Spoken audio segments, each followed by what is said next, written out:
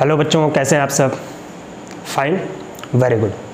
बच्चों, अभी तक के जितने लेक्चर्स हम लोगों के हुए हैं उसमें चार्ज से रिलेटेड हमने हर एक छोटी टॉपिक को, बड़ी टॉपिक्स को और न्यूमेरिकल्स में क्या क्या पॉइंट्स इंपॉर्टेंट है वो सारी चीज़ें हम लोगों ने कवर की। तो बच्चों, अब टाइम आ चुका है कि इलेक्ट्रोस्टैटिक के सबसे ब्यूटीफुल और सबसे इंपॉर्टेंट टॉपिक को कवर किया जाए और उस टॉपिक का नाम है इलेक्ट्रिक फील्ड। बच्चों, इलेक्ट्रिक फील्ड एक ऐसी टॉपिक है जिससे रिलेटेड क्वेश्चंस हर साल आपके बोर्ड एग्जाम में पूछे गए हैं, चाहे वो थियरी के रूप में हो या फिर न्यूमेरिकल्स के रूप में हो। ऑब्जेक्टिव टाइप क्वेश्चंस भी इस टॉपिक से बनते हैं एंड न्यूमेरिकल्स भी बनेंगे और लॉन्ग आंसर टाइप क्वेश्चंस भी बनेंगे।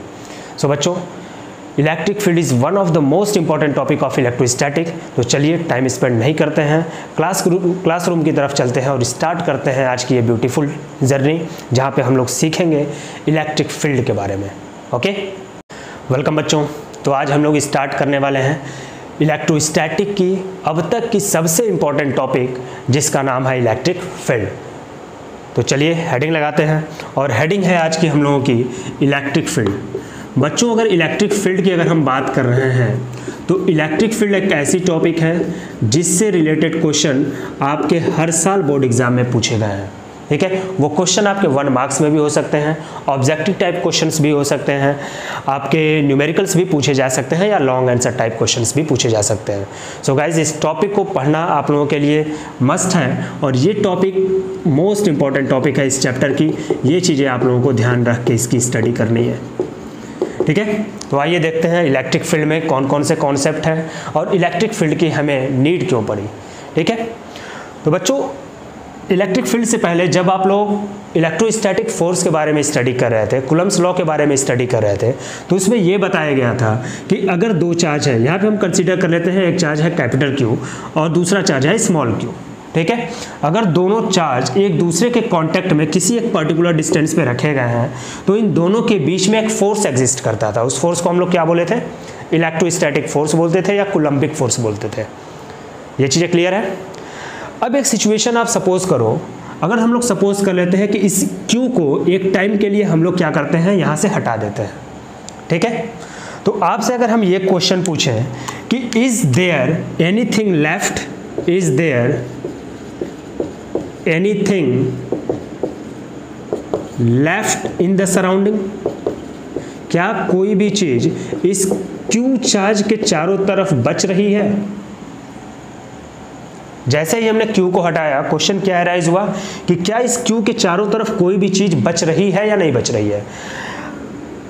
अगर आपका आंसर होता है इफ नो, अगर मान लीजिए आप कहते हैं कि नहीं कोई भी चीज़ नहीं बच रही है, या हम लोग ये सोचते हैं कोई भी चीज़ इस क्यू चार्ज के चारों तरफ नहीं बचेगा, तो हम लोगों के दिमाग में ये क्वेश्चन आना ज़रूरी है कि फिर जो स्मॉल क्यू हमने रखा था उस पर फोर्स कैसे एक्ट कर रहा है। अगर कोई इफेक्ट नहीं है इस चार्ज के चारों तरफ तो उस क्यू अमाउंट पर फोर्स कैसे इफेक्ट कर रहा है। ये चीज़ समझ पा रहे हो आप लोग? ओके, अगर मान लीजिए कि आंसर आपको होता है यस, ठीक है, अगर आपका आंसर होता है यस या हम लोग सोचते हैं कि इसके चारों तरफ कुछ ना कुछ एग्जिस्ट कर रहा होगा, ठीक है, देन हमारे दिमाग में आता है व्हाट इज दिस, वो है क्या, क्या है एक्चुअल में जो चीज़ें क्यू की चारों तरफ हैं वो है क्या। ठीक है, तो इन सारे क्वेश्चंस को, जो ऐसे ऐसे क्वेश्चंस हमारे दिमाग में आ रहे थे उस ड्यूरेशन पे हमारे जो उस समय के अर्ली साइंटिस्ट थे उन लोगों के भी माइंड में आया और उन्होंने एक टर्म को इंट्रोड्यूस किया जिसको हम लोग क्या बोले थे? Electric field. अब देखिए वो टर्म था क्या, उन्होंने इलेक्ट्रिक फील्ड को इंट्रोड्यूस किया और उन्होंने ये बताया कि अगर कोई भी चार्ज है, वो चार्ज चाहे आपका चार्ज रेस्ट में हो या फिर मोशन कर रहा हो, हम लोग मान लीजिए इलेक्ट्रोस्टैटिक पढ़ रहे हैं तो हम लोग सिर्फ स्टैटिक चार्ज की बात करेंगे, तो उन्होंने बताया कि अगर कोई भी चार्ज है तो वो चार्ज हमेशा अपने चारों तरफ एक रीजन को प्रोड्यूस करेगा और उस रीजन को ही हम क्या बोलेंगे? इलेक्ट्रिक फील्ड बोलेंगे। ठीक है, दूसरा टर्म सुनिए, साइंटिस्ट ने क्या बताया कि क्यू के चारों तरफ का वो रीजन जिसमें अगर कोई भी दूसरा चार्ज आता है, और इस चार्ज को हम लोग सपोज कर लेते हैं क्यू नॉट, अगर कोई भी दूसरा चार्ज आता है तो वो चार्ज एक फोर्स को एक्सपीरियंस करेगा और वो फोर्स क्या हो सकता है, अट्रैक्टिव भी हो सकता है और रिपल्सिव भी हो सकता है। ये चीज़ें क्लियर हो पा रही है आप लोगों को? Very good. Means electric field है क्या? इलेक्ट्रिक फील्ड द स्पेस और region around any charge through out which if any other charge comes in contact feel a type of force and the force में be attractive और repulsive. तो चलिए हम लोग definition लिखते हैं इसकी इलेक्ट्रिक फील्ड की। तो इलेक्ट्रिक फील्ड को आप लोग कैसे डिफाइन करोगे? इलेक्ट्रिक फील्ड को क्या बोला जा सकता है? द स्पेस और region around any charge throughout which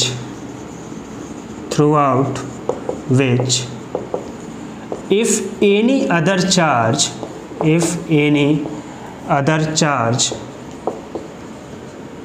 comes in contact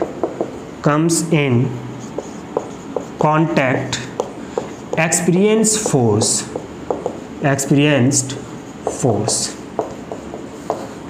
means charge के चारों तरफ का वो रीजन जिसमें अगर कोई दूसरा चार्ज आएगा तो वो क्या करेगा? फोर्स को एक्सपीरियंस करेगा। देन उस रीजन को आप क्या बोलोगे? इलेक्ट्रिक फील्ड बोलोगे। ठीक है। दूसरी तरीके से इसको कैसे डिफाइन कर सकते हो? एक डेफिनेशन और आप ध्यान रखो। ठीक है, अल्टरनेटिव डेफिनेशन जिसको हम बोल रहे हैं। आप डायरेक्टली एक छोटे भाषा में लिखना चाहते हो, 1 मार्क्स में अगर आपको एक से क्वेश्चन पूछ दिया जाए तो किस तरीके से डिफाइन करोगे, तो उसको आप बोल सकते हो द रीजन और स्पेस, सिर्फ रीजन लिख देते हैं, रीजन अराउंड एनी चार्ज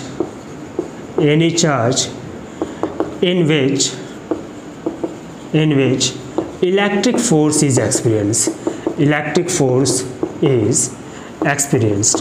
किसी भी चार्ज के चारों तरफ एक ऐसा रीजन जिसमें इलेक्ट्रिक फोर्स को एक्सपीरियंस किया जा सके, उसे हम लोग क्या बोलेंगे? इलेक्ट्रिक फील्ड बोलेंगे। क्लियर है? चलिए अब बच्चों मुझे ये बताओ, अगर मान लीजिए कि ये चार्ज इसके नज़दीक अप्रोच कर रहा है, इस रीजन तक आया, तो इस पर फोर्स एक्ट करेगा। हो सकता है ये चार्ज इसको क्या कर रहा हो? अट्रैक्ट कर रहा हो। ये भी हो सकता है ये चार्ज इसको रिपेल कर रहा हो। ये डिपेंड किस पर करेगा? दोनों चार्ज की साइन पर डिपेंड करेगा। ये पॉजिटिव है, ये नेगेटिव है, दोनों के बीच में अट्रैक्टिव फोर्स लगेगा। दोनों अगर सेम चार्ज है तो दोनों के बीच में रिपल्सिव फोर्स लगेगा। तो इसमें बहुत बड़ी बात नहीं है, इसको आप खुद एज्यूम कर सकते हो। अब दूसरी चीज़ है कि अगर मान लीजिए कि ये चार्ज इस सिचुएशन पर आता है तो सीधी सी बात है ये इसको अट्रैक्ट कर रहा होगा, ये रिपेल कर रहा होगा। क्वेश्चन आपसे ये पूछा जाए कि आप मुझे ये बताओ कितनी स्ट्रेंथ के साथ इस Q ने इस Q0 को अट्रैक्ट किया या फिर रिपेल किया। समझ पा रहे हो बात? फिर से आप सुनो। अगर ये Q0 यहाँ तक अप्रोच करता है, इस पोजीशन तक आता है, तो सीधी सी बात है Q से Q0 पे एक फोर्स लगेगा। वो फोर्स इसको अट्रैक्ट भी कर सकता है और रिपेल भी कर सकता है। क्वेश्चन ये है कि ये Q जो है वो कितनी स्ट्रेंथ के साथ इस Q0 को अपनी तरफ अट्रैक्ट करेगा या कितनी स्ट्रेंथ के साथ इस Q0 को अपने से दूर भेजेगा। ठीक है, तो यहाँ पे बात क्या आती है कि इलेक्ट्रिक फील्ड जो है, इस इलेक्ट्रिक फील्ड के पास एक पर्टिकुलर स्ट्रेंथ होती है। Electric field have strength. Electric field के बाद पास क्या होगी? स्ट्रेंथ होगी। और बच्चों जैसे ही स्ट्रेंथ की हम लोग बात करते हैं, यहाँ पे एक नया टर्म इंट्रोड्यूस होता है जिसको बोला जाता है electric field intensity. Electric field intensity, इस वर्ड को आप ध्यान रखोगे। तो इलेक्ट्रिक फील्ड इंटेंसिटी क्या है? Electric field intensity is the strength of electric field which is produced around any static charge. Electric field intensity क्या होगा? किसी भी स्टैटिक चार्ज के चारों तरफ जो रीजन डेवलप हुआ है, जो इलेक्ट्रिक फील्ड डेवलप हुई है, उस इलेक्ट्रिक फील्ड का क्या है? स्ट्रेंथ है। तो आइए इलेक्ट्रिक फील्ड के भी डेफिनेशन को हम लोग लिख लेते हैं, नोट डाउन कर लेते हैं। तो इलेक्ट्रिक फील्ड को, इंटेंसिटी को कैसे आप डिफाइन कर रहे होगे? Electric field intensity is the strength, ये क्या होगा? स्ट्रेंथ होगा। Strength of electric field around any charge.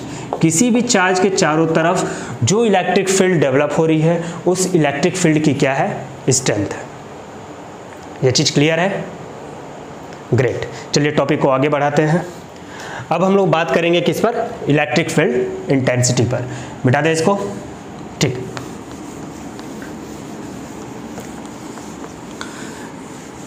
बच्चों इलेक्ट्रिक फील्ड इंटेंसिटी क्या हो गई? इलेक्ट्रिक फील्ड इंटेंसिटी है स्ट्रेंथ किसकी?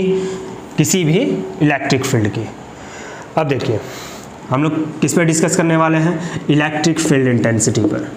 Electric field intensity. बच्चों इलेक्ट्रिक फील्ड इंटेंसिटी को हम लोग डिनोट करते हैं E से। It is denoted by E vector. ये एक वेक्टर क्वांटिटी है। इलेक्ट्रिक फील्ड इंटेंसिटी है, स्ट्रेंथ है, तो इसकी क्या होगी? एक पर्टिकुलर डायरेक्शन होगी। इसलिए हमने क्या कहा? ये कौन सी क्वांटिटी है? Vector quantity. अब इलेक्ट्रिक फील्ड का एक पर्टिकुलर डेफिनेशन तो अभी आपने देखा कि इलेक्ट्रिक फील्ड एक्चुअल में है क्या, वो स्ट्रेंथ है इलेक्ट्रिक फील्ड की। अब मुझे बताओ इलेक्ट्रिक फील्ड कर क्या रहा है एक्चुअल में? इलेक्ट्रिक फील्ड किसी चीज़ को अट्रैक्ट कर रहा है या फिर रिपेल कर रहा है, मतलब एक चार्ज पर क्या कर रहा है? वो फोर्स अप्लाई कर रहा है। ठीक है, तो इलेक्ट्रिक फील्ड एक्चुअल में है क्या? ये एक दूसरे चार्ज पर लगने वाला फोर्स है, किसी एक चार्ज पर लगने वाला फोर्स है। और यहीं से इलेक्ट्रिक फील्ड इंटेंसिटी की एक मैथमेटिकल डेफिनेशन आई, जिसको हम लोग मैथमेटिकली डिफाइन कर लेते हैं। और वो टर्म क्या बना, उस चीज़ को आप ध्यान देना। Electric field intensity is the amount of force per unit test charge का टर्म याद है आपको? वही चार्ज जिसको हम लोग परीक्षण के लिए यूज़ करते हैं, एग्जामिन पर्पस से यूज़ करते हैं। तो ये Q0 है, तो Q0 पे लगने वाले फोर्स के इक्वल ही होगा क्या? Electric field intensity. तो मैथमेटिकल एक्सप्रेशन हम लोगों को क्या मिल जाएगा? E इक्वल टू आपको मिलेगा F upon Q0 and sometime it is also represented as F by Q। ठीक है, कभी कभार इसको F बाई Q के टर्म में भी रिप्रेजेंट करेंगे। क्लियर है ये चीज़? अब यहाँ पे टर्म देखो। अब हम लोग इलेक्ट्रिक फील्ड इंटेंसिटी के यूनिट की अगर बात करें, यूनिट क्या हो सकता है बच्चों इलेक्ट्रिक फील्ड इंटेंसिटी का? ठीक है, फोर्स की यूनिट क्या होती है? न्यूटन होता है। Q0 जो है चार्ज को किस में मेज़र करते हो? कूलम में। तो यूनिट आपको क्या मिल जाएगी? न्यूटन पर coulomb. Is it clear? Very good. तो यहाँ पे आप लोग अभी तक क्या देखें कि electric field and electric field intensity. Electric field क्या होता है?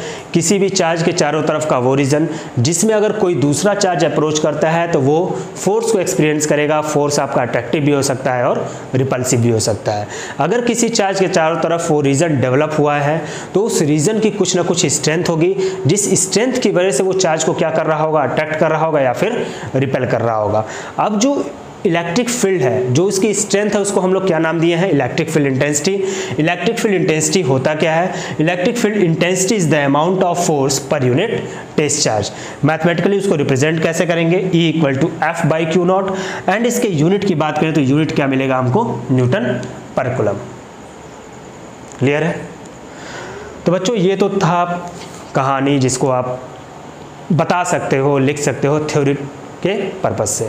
लेकिन अगर मान लीजिए कि कभी आपको क्वेश्चंस दे दे और कहे कि इलेक्ट्रिक फील्ड इंटेंसिटी कैलकुलेट करो या इलेक्ट्रिक फील्ड कैलकुलेट करो, तो उसके लिए सीधी सी बात है कि आपको एक मैथमेटिकल टर्म की नीड पड़ेगी और एक फॉर्मूला की ज़रूरत पड़ेगी। ठीक है, तो चलिए इलेक्ट्रिक फील्ड से रिलेटेड इलेक्ट्रिक फील्ड इंटेंसिटी के फर्स्ट डेरिवेशन को हम लोग डिराइव करते हैं और इसके फॉर्मूला को डिड्यूस करते हैं कि किस फॉर्मूले का यूज़ करके हम लोग इलेक्ट्रिक फील्ड इंटेंसिटी से रिलेटेड क्वेश्चन को सॉल्व करेंगे। ऑलराइट, तो चलिए जो फर्स्ट टॉपिक है अब हम लोग की इलेक्ट्रिक फील्ड इंटेंसिटी की, वो हम लोग क्या करेंगे? इसका एक्सप्रेशन फाइंड करेंगे और उस टॉपिक का नाम है electric field intensity at any point. किसी भी पॉइंट पर इलेक्ट्रिक फील्ड इंटेंसिटी कितना होगा, ये चीज़ें हम लोगों को कैलकुलेट करनी है। तो टॉपिक क्या है? Electric field intensity at any point. Any point, देखिए इंपॉर्टेंट डेरिवेशन है ये, जहाँ से एक्सप्रेशन आप लोगों को मिलेगा। अब देखिए इलेक्ट्रिक फील्ड इंटेंसिटी कैलकुलेट करना है हम लोगों को। कंसीडर कर लेते हैं कि एक चार्ज है हम लोगों के पास Q, ठीक है, और इस Q से किसी एक पर्टिकुलर पोजीशन पर, किसी एक सर्टेन डिस्टेंस पर एक पॉइंट हम लोग सपोज कर लेते हैं और ये पॉइंट क्या है? P, और इस पॉइंट को हम लोग नाम देते हैं ऑब्जर्वेशन पॉइंट। इसको हमने क्या बोला? Observation point. ऑब्जर्वेशन पॉइंट क्यों बोला? क्योंकि हम लोग इसी पॉइंट पे इलेक्ट्रिक फील्ड को ऑब्जर्व करना चाहते हैं। ठीक है। अब देखो वर्क क्या करना होगा आपको।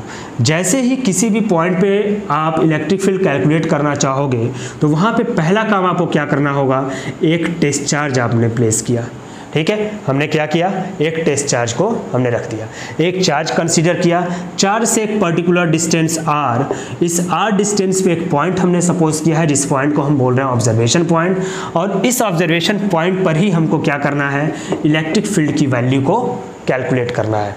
तो पहला काम क्या करना होगा, आपको उस P पॉइंट पर एक टेस्ट चार्ज को प्लेस करना होगा। तो हमने यहाँ पे एक टेस्ट चार्ज रख दिया, ठीक है। अब मुझे आप बताओ, अगर टेस्ट चार्ज रखा गया है, ये चार्ज है, तो इन दोनों के बीच में फोर्स कितना एक्ट कर रहा होगा। अगर F की बात करेंगे तो कूलम्ब्स लॉ के अकॉर्डिंग यहाँ पे जो फोर्स एक्ट कर रहा होगा 1/4πε0 Q0/r²। ये चीज़ें क्लियर हो रही हैं। कूलम्ब्स लॉ में आप पढ़ चुके हो कि फोर्स किसके इक्वल होता है, Q1 Q2/r² के इक्वल होता है। Q1 यहाँ पे Q है, Q2 कितना है, Q0 है, डिस्टेंस दोनों के बीच में कितनी है, r है, कांस्टेंट कितना है 1/4πε0। इसको हम लोग मान लेते हैं फर्स्ट एक्सप्रेशन, ठीक है। But according to definition of electric field, electric field की जो डेफिनेशन हमको मिली थी, definition of electric field intensity, जो EFI लिखा जा रहा है इसका मतलब है electric field intensity. Electric field intensity की बच्चों डेफिनेशन क्या मिली है, E = F/Q0। सेकेंड एक्सप्रेशन इसको कंसीडर कर लेते हैं, ठीक है। Now put second in first, ठीक है, sorry put first in second. अब जो पहला एक्सप्रेशन उसको हम क्या कर रहे हैं, सेकेंड में पुट कर रहा है। तो अब देखो हमें वैल्यू क्या मिलती है, E = क्या मिल जाएगा, F की वैल्यू पुट करेंगे तो वैल्यू कितनी है 1/4πε0 Q0/r², एंड डिनोमिनेटर में वैल्यू कितनी है Q0। यहाँ आप देख रहे हो कि Q0 से Q0 कैंसिल आउट हुआ, और यहाँ से हम लोग को फाइनल एक्सप्रेशन इलेक्ट्रिक फील्ड का कितना मिल गया 1/4πε0 Q/r²। और यही आप लोगों के लिए इलेक्ट्रिक फील्ड के लिए मैथमेटिकल एक्सप्रेशन है, जिसका यूज़ करके आप क्या करोगे, इलेक्ट्रिक फील्ड इंटेंसिटी कैलकुलेट करोगे। क्लियर है यहाँ पे। दूसरा टर्म देख लो, इसमें अगर कभी कभार आपसे वेक्टर फॉर्म पूछे तो वेक्टर फॉर्म तो अब लिखना आप लोग सीख चुके हो, काफ़ी वेक्टर फॉर्म आप लोगों को बताया गया है। तो वेक्टर फॉर्म के लिए क्या किया जाएगा, सिर्फ इसके यूनिट वेक्टर से मल्टीप्लाई कर देंगे। टर्म आपको क्या मिलेगा 1/4πε0 Q/r²r⁻।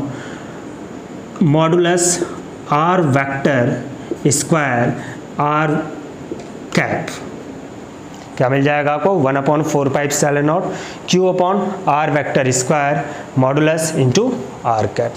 तो ये आपको किस में मिल जाएगा, वेक्टर फॉर्म में। अब इन दोनों एक्सप्रेशन से आपको एक चीज़ क्लियर हो रही है कि इलेक्ट्रिक फील्ड जो है, इलेक्ट्रिक फील्ड किस पर डिपेंड कर रहा है, डिस्टेंस पे डिपेंड कर रहा है। मतलब जैसे जैसे डिस्टेंस इंक्रीज कर रहा होगा इलेक्ट्रिक फील्ड इंटेंसिटी कम हो रही होगी, ठीक है। अगर मान लीजिए कि दो लोग हैं, ठीक है, वो लोग बहुत नज़दीक हैं, एक की दूरी दूसरे के से बहुत क्लोज है, तो उन दोनों के बीच में रिलेशन क्या होता है, क्लोज होते हैं, ठीक है, ज़्यादा अच्छे रिलेशन होते हैं। और कोई भी चीज़ें दूर है तो उनके बीच में ऑटोमेटिक क्या होते हैं, अट्रैक्शंस कम हो जाते हैं। मतलब इलेक्ट्रिक फील्ड क्या है, अगर दूर आपको फाइंड आउट करना होगा डिस्टेंस के साथ, तो डिस्टेंस अगर इंक्रीज करेगा तो इलेक्ट्रिक फील्ड की वैल्यू डिक्रीज करेगी, डिस्टेंस अगर डिक्रीज करेगा तो इलेक्ट्रिक फील्ड की वैल्यू इंक्रीज करेगी। इसका अगर कभी कभार आपसे ऑब्जेक्टिव टाइप क्वेश्चंस में या 1 मार्क्स में ग्राफ पूछ दे, तो अगर मान लीजिए कि इस पर हम लोग R ले लेते हैं और इस पर इलेक्ट्रिक फील्ड ले लेते हैं, तो ग्राफ किस तरीके से जाएगा, हमेशा डिक्रीजिंग ग्राफ आपको मिलेगा। क्लियर है, ग्रेट। तो बच्चों ये थी इलेक्ट्रिक फील्ड इंटेंसिटी की सारी कहानी। इन सब को आप लोग अच्छी तरीके से प्रैक्टिस करिए, एनसीईआरटी ओपन करिए, और एनसीईआरटी में जो भी इलेक्ट्रिक फील्ड इंटेंसिटी का कॉन्सेप्ट दे रखा है इंट्रोडक्टरी पोर्शन में उसको देखिए, और आगे की टॉपिक को तो हम बताएंगे ही आप लोगों से। और बच्चों एक रिक्वेस्ट है आप लोगों को, जो भी चीज़ें बताई जा रही हैं उसको आप लोग एनसीईआरटी से ज़रूर स्टडी करिए, खुद से प्रैक्टिस करिए, और कोई भी डाउट आ रहा है तो आप कमेंट बॉक्स में ज़रूर बताएं, ठीक है, जिससे हम आप लोगों के लिए आगे के लेक्चर्स जो होंगे उसको और कन्वीनियंट तरीके से एक्सप्लेन करने की कोशिश करेंगे, ठीक है। Alright guys, thank you so much, have a nice day.